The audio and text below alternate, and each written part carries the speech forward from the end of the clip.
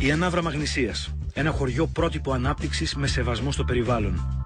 Σε υψόμετρο 1000 μέτρων και με περίπου 700 κατοίκους, η Ανάβρα εκμεταλλεύεται το φυσικό πλούτο που διαθέτει και κάνει ραγδαία βήματα προόδου. Όταν ήρθα στην Ανάβρα, αυτό που με απασχόλησε ήταν να αξιοποιήσω τα συγκρατικά πλεονεκτήματα του χώρου αυτού, της γεωγραφικής περιφέρειας του χωριού μου.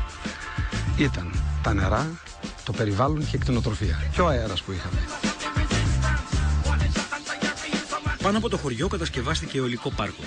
Το ρεύμα που παράγει το αγοράζει η ΔΕΗ. Η κοινότητα εισπράττει περίπου 100.000 ευρώ ετησίως.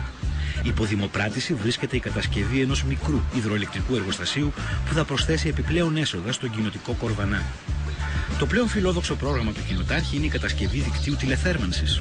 Το χωριό θα θερμαίνεται το χειμώνα από την καύση βιομάζας, κυρίως από τις σκοπριές των ζώων και τα φύλλα και κλαριά των δέντρων. Αυτά τα έργα συμβαδίζαν με την ανάπτυξη, με την οικονομία του χωριού μας, αλλά συμβαδίζαν και με το περιβάλλον.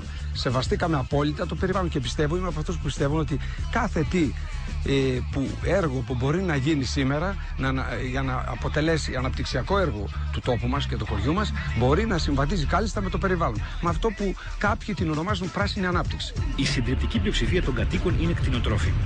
Η κοινότητα προώθησε τη βιολογική κτηνοτροφία, την ελεύθερη βοσκή. Χιλιάδες ζώα εκτρέφονται σε κτηνοτροφικές μονάδες στο φυσικό τους περιβάλλον με βιολογικές ζωοτροφές. Κατασκευάστηκε σφαγείο ευρωπαϊκών προδιαγραφών και έκανε το κρέας της Ανάβρας περιζήτητο σε όλη την περιοχή. Η ζωή των κατοίκων αλλάζει προς το καλύτερο. Υπάρχει νηπιαγωγείο και δημοτικό σχολείο. Οι νέοι επιστρέφουν στο χωριό. Ο πληθυσμός διπλασιάστηκε τα τελευταία 15 χρόνια. Υπάρχει ακόμη και διόροφο γκαράζ. Όταν ήρθα νόμιζα ότι θα βρω ένα χωριό, γιατί αν και κοντά μένω στον Βόλο, δεν είχα επισκεφτεί ποτέ την Ανάβρα. Ωστόσο, όντως, συναντάς πολλούς νέους ανθρώπους, οι οποίοι είτε έχουν έρθει από Αθήνα, επιστρέφουν στις ρίζες τους. Αυτοί που ήταν εδώ μείνανε γιατί υπάρχει δουλειά. Βρήκα ένα χωριό αρκετά λειτουργικό, οργανωμένο, με όμορφα κτίρια, αρκετούς νέους ανθρώπους, καταπράσινο χωριό, με το πάρκο του, το γυμναστήριό του, το πάρκινγκ. Τι ήθελες τώρα, γιατρίου. Από πάνω εδώ έχουμε φαρμακείο, το είδες? Ναι, το είδα. Πρόεδρο, παπά, δασκάλους, ανεργία δεν έχουμε. Δεν έχει κανένα πρόβλημα το χωριό εδώ να πει ότι θα σκοθεί να φύγει γιατί δεν περνάει καλά. Και βρίσκονται και με λεφτά όλοι. Τα τελευταία χρόνια η κοινότητα αποκατάστησε αρκετά δημόσια κτίρια, δίνοντάς τους μια φυσιογνωμία λειτουργική που δένει με το περιβάλλον. Προσπαθήσαμε να φτιάξουμε, να αποκαταστήσουμε μια φυσιογνωμία στον οικισμό με ό,τι κάναμε, με τις επεμβάσεις που κάναμε στα δημόσια έργα. Είτε αυτά ήταν πλατείες, πλατώματα, δρομάκια, μονοπάτια και στα δημόσια κτίρια.